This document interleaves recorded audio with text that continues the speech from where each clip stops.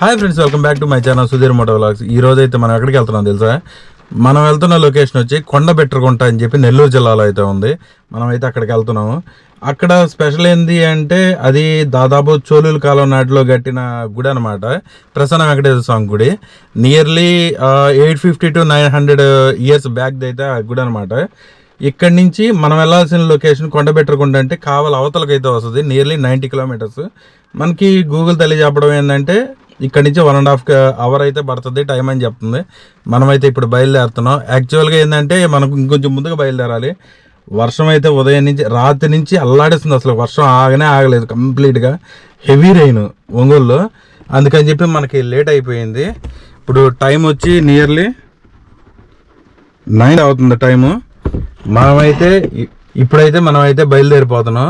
ఇప్పుడు అక్కడికి బయలుదేరి అక్కడికి వెళ్ళిన తర్వాత అయితే అక్కడ లొకేషన్ అంతా చూపిస్తాను నేను.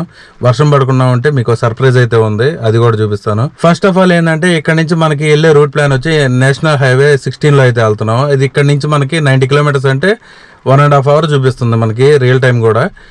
ఇక్కడ నుంచి మనం వెళ్ళాల్సిన రూట్ ప్లాన్ వచ్చి ఇక్కడ నుంచి కావాలి నుంచి నెల్లూరుకి యువతలకి అయితే వస్తుంది అనమాట. మనమైతే let's get into the video, let's go. Okay wait. ఎవరైనా కొత్తగా మన ఛానల్ చూస్తున్నట్లయితే మన ఛానల్ సబ్స్క్రైబ్ చేయండి, మన వీడియోస్ లైక్ చేయండి, షేర్ చేయండి. Let's get into the video, let's go.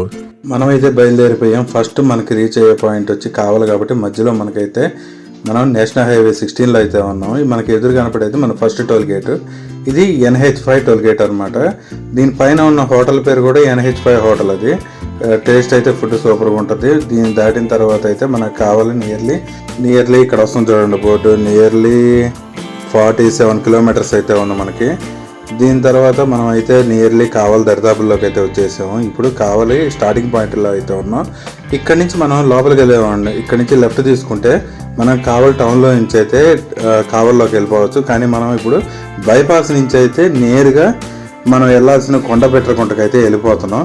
ఇది ఇక్కడ నుంచి నియర్లీ గౌరవరం దాటిన తర్వాత అయితే ఒకసారి నియర్లీ 15 kilometers ఇక్కడ నుంచి అయితే ఉంది. ఫస్ట్ అయితే మనం కావలి అయితే దాటేసాము. ఇప్పుడు కావలి అవుట్స్కైట్స్ లో ముసునూరు ఉంది కదా, కావలి ముసునూరు టోల్ గేట్ దగ్గరికి అయితే వచ్చున్నాము. దాన్ని దాటంగానే మనకి 5 kilometers దాటిన తర్వాత రోడ్డుకి రైట్ సైడ్ లో అయితే మనకి కొండబెట్టకుంట ఆర్చ్ అయితే కనిపిస్తుంది. ఇక్కడ నుంచి మనం నియర్లీ 3.5 kilometers అయితే కొండ దగ్గరికి అయితే వెళ్ళొచ్చు. వెంకటేశ్వర స్వామి గుడికి అయితే వెళ్ళాలన్నమాట. ఇక్కడ నుంచి 2 kilometers అయితే గుడి వస్తుంది. గుడికి అక్కడి నుంచి 1.5 kilometers అంటే కొండబెట్టకుంట ఊరిలో నుంచి 1.5 kilometers లోపలికి అయితే వెళ్ళాలన్నమాట. ఇదిగోండి చూసారు కదా బోర్డు. ఇక్కడ కొండబెట్టకుంట అయితే 2 kilometers, గుడి అయితే 3.5 kilometers ఉంది. దాని తర్వాత బ్రాహ్మణకాకి అయితే 15 kilometers అయితే ఉందన్నమాట. ఇటు నేరుగా స్ట్రైట్గా అయితే మనం వెళ్ళిపోవాలి. వెదర్ అయితే మాత్రం చాలా సూపర్గా ఉంది. ఉదయం నుంచి వ్లాగ్ చేద్దామని ఎక్కడ ఆపుదామన్నా ఎక్కడా కుదరలేదు నాకు. ఫుల్ వర్షం అయితే పడుతుంది. ఇప్పుడు జస్ట్ ఆగింది అంతే. వర్షం మాత్రం దోలు తీరిపోయేటట్టు పడింది మొత్తం. ఇప్పుడైతే మనం వెళ్తున్నాం కదా, ఇక్కడ నుంచి 2 kilometers అయితే వెళ్ళిపోయిన తర్వాత మధ్యలో మనకు రైల్వే ట్రాక్ అయితే గేట్ ఒకటి పడుద్దాడ. ఆడ ఒక్క దగ్గర మాత్రం కొంచెం లేట్ అవుతుంది. దాని తర్వాత మామూలే. అక్కడ నుంచి 1.5 kilometers మనం వెళ్ళిపోవచ్చు. ఇది చెప్పాను కదా, ఇక్కడ రైల్వే గేట్ అయితే ఒకటి వస్తుంది. ఇక్కడైతే మనకి ఇప్పుడే గేట్ అటు పడింది, మనం అటు వచ్చామన్నమాట.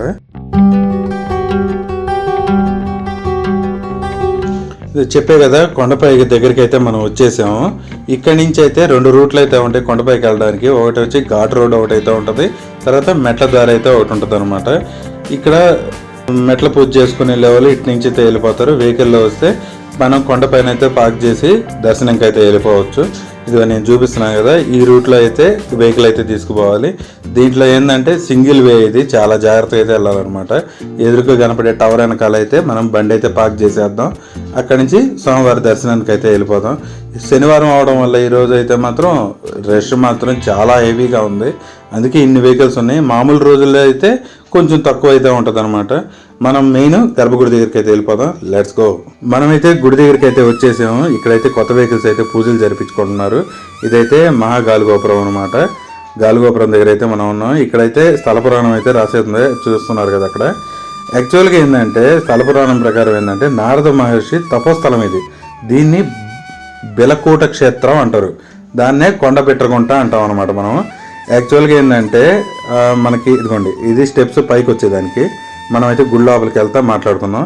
యాక్చువల్గా ఏంటంటే నారద మహర్షి ఏంటంటే ఏ యజ్ఞయాగాదులు జరుగుతున్నా కూడా త్రిమూర్తుల్ని ఖచ్చితంగా పిలుస్తారనమాట. అట్లాంటిది దక్ష ప్రజాపతి ఒక యాగం చేస్తుంటే శివుడిని మాత్రం పిలవకుండా యజ్ఞం చేయాలని చూస్తారు. అప్పుడు నారదుల వారు సలహా ఇస్తారనమాట. అంటే శివుణ్ణి కూడా పిలవండి అని చెప్పే లోపల ఆయన కోపం వచ్చి నారదుడిని శపిస్తాడనమాట. ఆయనకి శాప విమోచనం అనేది జరిగింది ఈ లొకేషన్ అనమాట. అంటే వెంకటేశ్వర స్వామి కలియుగంలో మనకి ఎప్పుడైతే తిరుమలలో అక్కడ స్వయంభూగా వెలిచారో అంతకన్నా ముందు ఇక్కడ స్వయంభూగా వెలిచాడు అనమాట. ఈ తీర్థానికి అంటే ఈ క్షేత్రానికి చాలా కథ అయితే ఉంది. దీనికి దాదాపు 850 సంవత్సరాల నుంచి 900 సంవత్సరాల మధ్య నుంచి అయితే ఈ గుడి అయితే అంటే కట్టారు దీన్ని. ఇంకోటి ఏంటంటే దీనికి 1356వ సంవత్సరం చోళుల కాలం నుంచి అప్పటి నుంచి దీనికి ధూపదీప నైవేద్యాలు బ్రహ్మోత్సవాలు జరుపుతున్నాయి అని చెప్పి ఇక్కడ స్థల పురాణం అయితే ఉంది. ఇంకోటి మెయిన్ ఏంటంటే ఇక్కడ వెంకటేశ్వర స్వామికి శంకు చక్రాలు అనేది రివర్స్లో ఉంటాయి అనమాట. అటు ఇటు షిఫ్ట్ అయ్యి ఉంటాయి అనమాట. అది మెయిన్ ఇక్కడ. అట్లా ఇంకా ఏ క్షేత్రంలోనూ ఉండదు వెంకటేశ్వర స్వామికి శంకు చక్రాలు రివర్స్ అయి ఉండేది. మనమైతే ఇక్కడ నుంచి చూశారు కదా, ఇదే మెయిన్ గర్భగుడి. ఇది వెంకటేశ్వర స్వామి గుడి. దాని పక్కన వచ్చి మనకి లక్ష్మీదేవి గుడి కూడా ఉంటుంది అనమాట. ఇటు నుంచి లెఫ్ట్ సైడ్కి వెళ్ళాం అనుకోండి, మనకి తలనీలాలు తీసే దగ్గర కూడా లొకేషన్ అయితే ఉంది. అక్కడి నుంచి నారదుల వారి గుడికి అయితే వెళ్ళొచ్చు. ఇది చెప్పాను కదా ఈరోజు శనివారం అని, రష్ అయితే అంత హెవీగా ఉంది. ఇంకా జనాలు అయితే పెరుగుతూనే ఉన్నారు కంటిన్యూగా. మనమైతే ఫస్ట్ ఇటు లెఫ్ట్ సైడ్కి అయితే వెళ్ళిపోయి నారదుల గుడి ఉంది కదా, అది కూడా ఒక రౌండ్ చూసేసి వచ్చేద్దాము. ఇదిగోండి చెప్పే కదా, ఇటు సైడ్కి అయితే వెళ్ళాలి. మనం తలనీలాలు ఇవ్వాలన్నా ఏదైనా రూట్ అయితే ఇటు అనమాట. ఇక్కడి నుంచి వెళ్ళి రైట్ సైడ్కి అయితే వెళ్ళాలి. పదండి మీకు చూపిస్తాను. ఇదిగో నారద మండపంకు పోదారి, ఇటైతే మనం వెళ్ళాలి. ఇప్పుడు వాతావరణం మాత్రం జస్ట్ రెయిన్ ఇప్పుడే ఆగింది. చాలా ప్లెజెంట్గా ఉంది వాతావరణం కూడా, చల్లగా ఉంది. చూసారు కదా, ఇక్కడైతే తలనీలాలు అంటే గుండ్లు కొట్టించుకునే వాళ్ళు ఇక్కడ అనమాట. రైట్ సైడ్ ఇక్కడ అరేంజ్ చేశారు. ఇక్కడ నుంచి మనం నారదుడి గుడికి అయితే వెళ్ళిపోదాము. అది మనకి లెఫ్ట్ సైడ్ స్టెప్స్ అయితే ఉన్నాయి, మనం అయితే అటు నుంచి వెళ్ళాలి. Let's go. నారదుడి వారి గుడి ఉందని ఆ కింద అనమాట, డౌన్కి అయితే మనం వెళ్ళాలి. ఆయన తపస్సు చేసిన బిల్వం ఉందన్నారు కదా, అది కూడా అక్కడేను, మీకు అది కూడా చూపిస్తాను. పదండి వెళ్దాం. ఇదిగోండి ఇటు నుంచే మనం వెళ్ళాలి కింద వైపుకి. అది కనిపిస్తుంది కదా, స్టెప్స్ తక్కువే, ఆడికైతే వెళ్ళిపోవాలి మనం. ఫస్ట్ అయితే ఆడికి వెళ్ళిపోదాం. Let's go. అదిగోండి అక్కడ. నాకు తెలిసి నారదుడి గుడి అనేది మన ఏపీ తెలంగాణలో నాకైతే ఎక్కడ ఉందని కూడా నాకైతే తెలియదు. ఇదే ఫస్ట్ నేను చూడడం కానీ నేను చూసింది కానీ ఇదే ఫస్ట్. మీరు ఎవరైనా ఇంకా నారదుడి గుడి ఇంకెక్కడైనా కానీ చూసుంటే కామెంట్ సెక్షన్లో ఎక్కడ అనేది కామెంట్ చేయండి. మనం ఈసారి వెళ్ళినప్పుడు ఆ లొకేషన్ విజిట్ చేయడానికి అయితే ట్రై చేద్దాం. చూసారు కదా, ఈయనే నారదుల వారు. ఈయనకి గుడి ఇక్కడ ఉంది కదా, మనం పోయి దండం పెట్టుకుందాం ఫస్ట్. మనం వెళ్ళి ఫస్ట్ టైం నారదుడి గుడి చూడటము. చూడండి, నేను చెప్పే కదా నారదుల వారు ఇక్కడ తపస్సు చేశారని, అది ఇదేనమాట. దాదాపు మొత్తం అది కవర్ అయిపోయింది ఇక్కడ పానీర్ లోపలికి.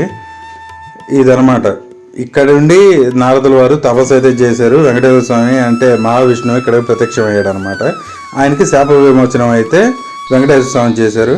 అప్పుడు ఆయన కోరిక అడిగాడు అనమాట. ఈయనకి ఏ కోరిక కావాలంటే, నాకు కోరికలు ఏం లేవు, త్రిలోక సంచారిని కదా, నాకు ప్రజల్ని కాపాడేదానికి ఇక్కడ భూమి మీద వెంకటేశ్వర స్వామి రూపంలో రమ్మని చెప్పి ఆయన అడిగితే, స్వామివారు కూడా ఇక్కడ ప్రసన్న వెంకటేశ్వర స్వామి రూపంలో ఇక్కడ కొలువయ్యారనమాట. ఇది లోకల్ మొత్తం బాగుంది. ఇక్కడ ప్లెజెంట్గా ఉంది, వాతావరణం కూడా చాలా బాగుంది. మనమైతే దర్శనానికి వెళ్దాం, కానీ రష్ అనేది పెరిగిపోతూనే ఉంది. ఫస్ట్ మనం ఇక్కడికి వెళ్ళాలంటే ఇక్కడ నేరుగా కాదు, ఇక్కడ ఉత్సవ మండపం అయితే ఉంది. అంటే ఉత్సవ విగ్రహాలు ఉంటాయి కదా, గరుత్మంతుడు, ఆంజనేయ స్వామిది, ఆ ఉత్సవ విగ్రహాలు అయితే ఇక్కడ ఉన్నాయి. మనమైతే దండం పెట్టుకొని నేరుగా దర్శనంకి వెళ్ళడానికన్నా ముందు ఇంకో దగ్గరికి వెళ్ళాలి. ఎక్కడికి వెళ్ళాలనేది మీకు చెప్తాను. పదండి. దర్శనంకి వెళ్ళాలంటే మాత్రం స్టార్టింగ్ పాయింట్ అయితే అది అక్కడి నుంచి వెళ్ళాలన్నమాట. రైట్ సైడ్లో ఉంది కదా, అక్కడి నుంచి అయితే వెళ్ళాలి. మీకు ఎదురుగా కనపడుతుంది చూసారా, అది మెయిన్ గుడి అనమాట. ఆయన క్షేత్రపాలకుడు కూడా ఉంటాడు ఆడ. అక్కడికి వెళ్ళి ఆయన దర్శనం చేసుకొని వెంకటేశ్వర స్వామి దగ్గరికి వెళ్ళాలి. ఇప్పుడు మనం వెళ్తున్నది ఫస్ట్ ఎక్కడికంటే మనం ఫస్ట్ వెళ్తున్నది వచ్చి ఇక్కడికైతే క్షేత్రపాలకుడి దగ్గరికి అయితే వచ్చాం. సంతాన గోపాల స్వామి అనమాట.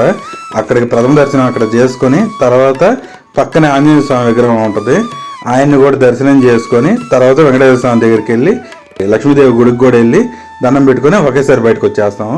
మీకు ఇక్కడ ఎదురుగా కనపడుతుంది వచ్చి అన్నదానం అనమాట. దర్శనం చేసుకొచ్చిన వాళ్ళకి ఇక్కడైతే అన్నదానంలో అయితే భోజనం పెడతారు.